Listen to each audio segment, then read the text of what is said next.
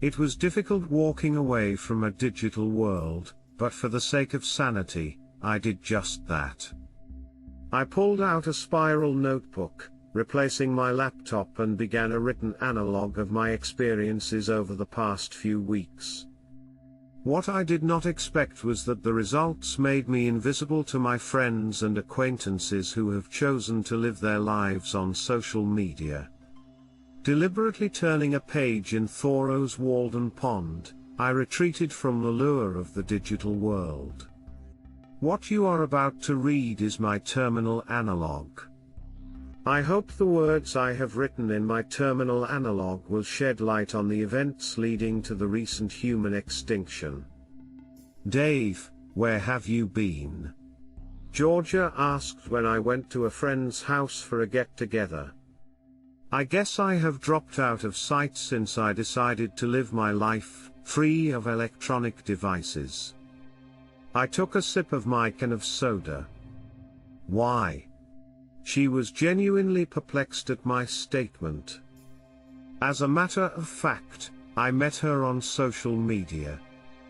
If not for one of those sites, I doubt we would have ever connected. Even using online applications, we knew at once being friends was as far as we'd ever go. Working at a local bank, Georgia was a slave to her phone most of the time when she wasn't counting money. Her total obsession with online was one of the reasons I decided to walk away from it all. I wanted my freedom back. I snickered as she continued to stare at me as if I grew another eye in the middle of my forehead. I even got rid of my cell phone. You're kidding, right? She grimaced. Nope. I shook my head. Have you become a nuevo caveman or something? She shook her head just to make sure she was hearing me correctly. All that time in college, you told me you were hardly ever away from the keyboard. That was then, this is now. I leaned against the garage door where my host and his friends were playing a kids game on their phones. I am tired of people Googling me and finding out stuff I don't want them to know. I have nothing to hide.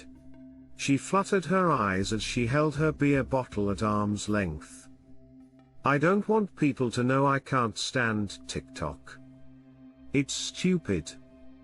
I waved my hand. What you said is stupid, she hissed. I have over 100 followers. How many of them do you really know? How many of them would you really want following you home? I shrugged. Disgusted with me at last, Georgia walked away. Before reaching her destination, she was already on her phone. Even as her best friend greeted her, she did not look up from her screen. Hey Dave, how's it hanging? Biff asked as he stepped forward from his buds who were still playing the game. Biff was my best friend in college and was addicted to his phone like everyone else. Why don't you join us? We have this online app where you can win money playing poker. I got rid of my phone. I told him. Are you nuts? His blue eyes were wide with disbelief as he glanced at the others engrossed in their apps. Seriously, you aren't gonna tell me you ditched your phone? Afraid so. I shoved my hands deep into my jeans pockets. Dude? He made several syllables out of the word. You need some vodka pronto, because you're not thinking clearly. No thank you, Biff. I'm fine with just soda. I held up my can. Really Dave, I can have Shanessa fix you up. Stat. He signaled to his wife who was fluttering around the yard like a butterfly. Hey Dave. She smiled as she approached. Biff, I got the kids down for the night. Grandma is with them. Great. He kissed her. Dave needs help. What refreshment do you need, Dave? She smiled again. This is a great party. I'm fine, thanks. I nodded. Dave has given up his electronic toys. Biff slipped his arm around her nearly bare shoulders. So? She shrugged. How can a person these days do without technology? Biff threw his arms into the air. I think sometimes we rely too much on our devices. I pointed out. I agree. Shanessa gave a firm nod to my observation. Biff, we pay for all the data you use. I don't mind, but sometimes it does get a bit much. Now look at what you did, Dave, you got us into a disagreement. He was trying to use humor, but I felt a slight edge to his comment. After shooting the breeze with the rest of the gang, I got into my Toyota and drove to my bungalow on the beach near Oxnard. I chose this place because of the extraordinary sunsets I could view from my deck. I was also broken up at the undiplomatic divorce from Dolly. Fortunate not to have any children during our time together, I was still very hurt by her socializing online that led to her finding Daryl. A Harley biker from Northern California, he swept her away from me. Just one more reason I unplugged from the toxicity of the data feed. Like the Mr. Tides that engulf the shore, the distractions of the digital temptations can wash you away like a riptide. It never ceases to amaze me how willingly we will sell our soul for the convenience of what our technology has brought with just the click of a mouse. Sitting in my lounge chair on my deck at midnight, I can smell the brine and hear the screeching of passing gulls. It brings me the inner peace I have longed for since Dolly left me.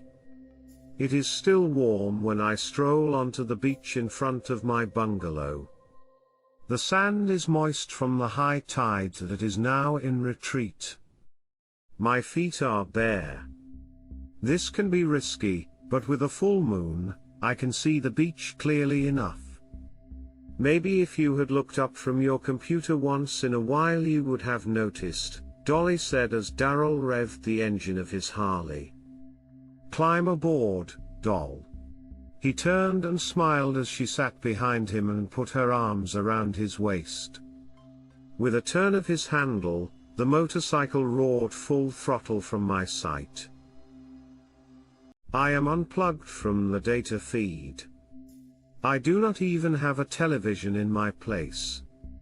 An old sailor's clock with a barometer under the clock face hangs proudly on my wall. I do have a corded telephone that hangs in my efficiency kitchen, but it never rings. All the better, I feel. Listening to the waves lapping at the shore, this perfect lullaby lulls me to sleep. Waking later in the morning, I apply for some freelance work I see in the newspaper. Taking the phone off the cradle, I dial the phone number where I will most likely get an automated answering machine that will inform me how valuable my call is before putting me on hold for almost an hour. I'm sorry, but your phone call cannot be connected as dialed. The mechanical voice tells me. I hang up and redial, making sure to reread the phone number, but the results are the same. I try another advertisement, but get the same automated voice. What the heck? I scrunch up my face. I feel a cold shiver run through my body like an electric current. Walking outside, I could hear a strange buzz on the blurry horizon. The beach was vacant, abandoned at a time of the morning when it was usually a beehive of human activity. Skateboarders, joggers, roller skaters, strollers, trawlers, sun worshippers, dog walkers, weightlifters, wireless headphone music listeners, shoppers, not a single soul present. It was strange beyond explanation. The only normal thing that was happening was the steady beat of the ocean waves. The sun struggled to break through the early morning mist of the deserted beach. Left to wander in a trance, expecting to hear Rod Sterling's voice declare that I had just entered the twilight zone, I found the door to Gino's brew locked as it would be during after hours. But it wasn't after hours. The place should have been swarming with the morning mocha grand crowd, but the doors were locked. Looking at my watch, I saw it was almost 9 o'clock. The beachfront businesses were empty. I got a sagging feeling in the pit of my stomach. After trying to get a hold of Biff and a couple other members of the gang, I decided to take a drive down to Malibu.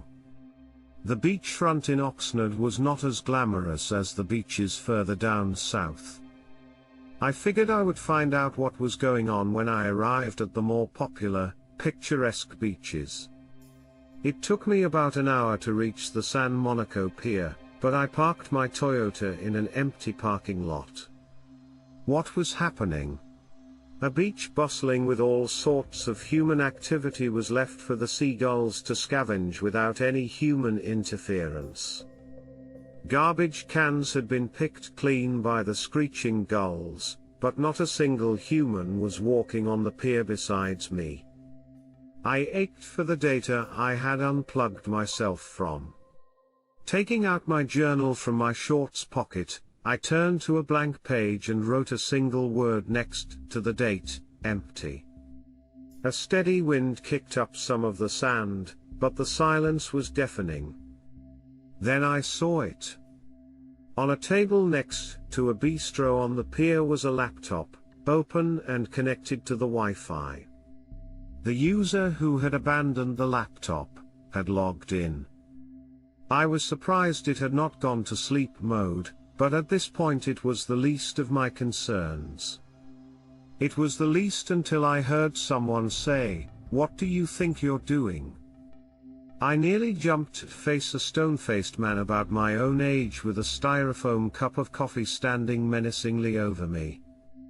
"Sorry, I'm Dave Stoddard." I swallowed hard, hoping the stranger would not become hostile at me for grabbing his computer. "I am confused as to what is going on." "What do you mean?" He glared at me. "This place is usually crawling with people," I stammered. "You mean you haven't heard?" His face softened a bit. "Heard what?" I shrugged. "Someone on the World Wide Net has shut down the internet." He spoke matter-of-factly as if I was the weirdo for not knowing. "I'm Colin BTW." "Good to meet you, Colin." I sighed. I usually record a podcast sitting outside this bistro. I interview pier walkers, but this morning I found the internet shut down. He explained as he sipped his coffee. "How did you get the coffee?" I asked, relieved that Colin was not going to throw me bodily off the pier. "I work here. Podcasting does not pay the rent, you know." He smiled. "How did you miss the disaster of the century?" A major earthquake would not have compared to this morning's disaster when the internet went down across the globe. They say it's espionage. I won't argue with that. "What's next?" I asked, leaning on the rail. "Who knows? Everyone is scrambling to figure it out. Some news reporters are claiming the nukes are on their way. Some say we have been invaded by aliens. Until the smoke clears, I'm hanging tight." He pats his computer as if it is a pet. I unplugged. I admit with a shrug. "That would explain why you didn't know." Colin sniffed and pressed a few keys, worthless piece of. Watching him seated at the table with his head in his hands, it became clear to me why I switched to analog in the first place. Albert Einstein once saw the perils of a technological society that relied on data to manage standard daily operations instead of trusting intuition and common sense. People waking up to this nightmare had forgotten how to think for themselves and therefore were unable to carry on with their daily routines. It was maddening as I watched Colin toss his laptop into the foam below. Worthless, he grumbled as he watched it splash in the waves. Even in my attempt to unplug, I had not been so reckless with my devices. Seeing him act in such a way made me not trust his true motives in the matter. When I was in college, a professor declared that computers were stupid, unable to think and reason without a human interaction to control it. Speech-to-text had made things much easier doing my senior dissertation, and with advances in artificial intelligence, I figured one day humans would eventually become obsolete. Perhaps that day had come. Colin stood sulking at the rail, forgetting that I was there. Unwilling to be ignored, I began walking to my car. Suddenly his voice, filled with hopeless desperation, sounded, "So now what? What are we supposed to do? The mainframe is corrupted and the program has a virus." Wonderful. Simply wonderful. Putting one foot on the lower rail, Colin appeared in his abject despair. He was going to join his laptop. Hustling over, I managed to grab one of his legs. My attempt to rescue him jolted him from his dismal view of the unautomated world. Without saying a word, he climbed down from the rail. I don't know what came over me. He bowed his head and began to sob. I felt vilified with my decision, but then a feeling of desperation filled me. There are millions of people living in Los Angeles County. I knew I could not save them all, but with the doubt set in Colin's bewildered expression, I knew I could help save him. "Why don't you come home with me? You can couch surf." I did not tell him my real motivation was to keep an eye on him so he would not try to leap again. "All right," he said, as if resigning to a fate he really did not want. I led him to my car and got on the San Monica Highway north. He sat there staring out the window as I drove. "I still don't know why there's no one on the highway," I noted as I drove the 8-lane highway.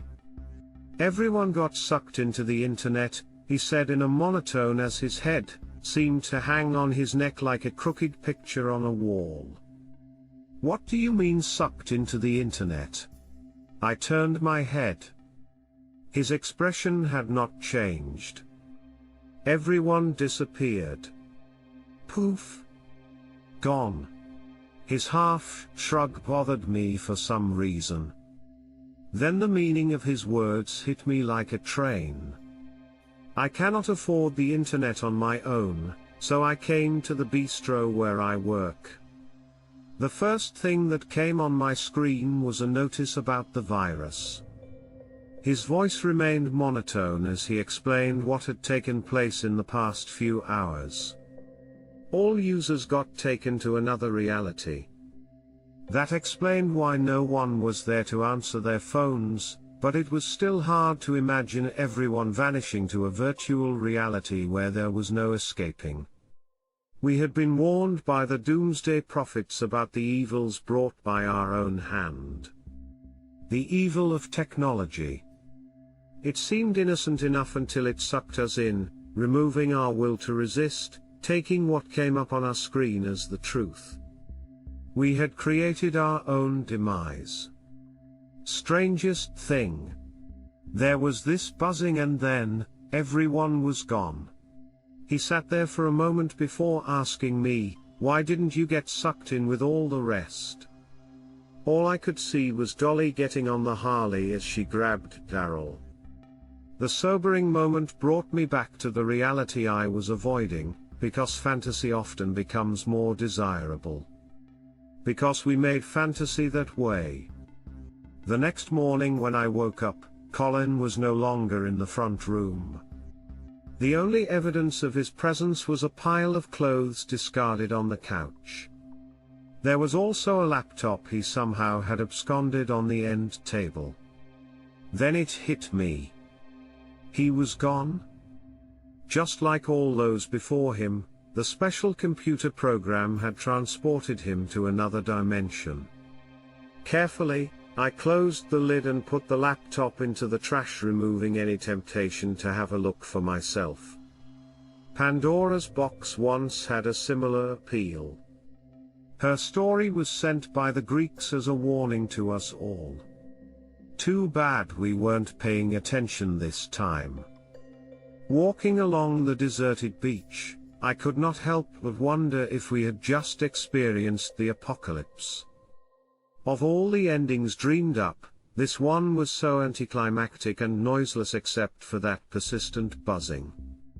Reflecting on it, I guess it should come as no surprise really. In The Wasteland, T.S. Eliot predicted that the world will not end with a bang, but with a whimper. I guess he was proven correct in the matter. The moon hung like a lazy eye over the waves. A gentle breeze blew across the beach, ruffling my hair. Am I the only human being left to wander this empty land?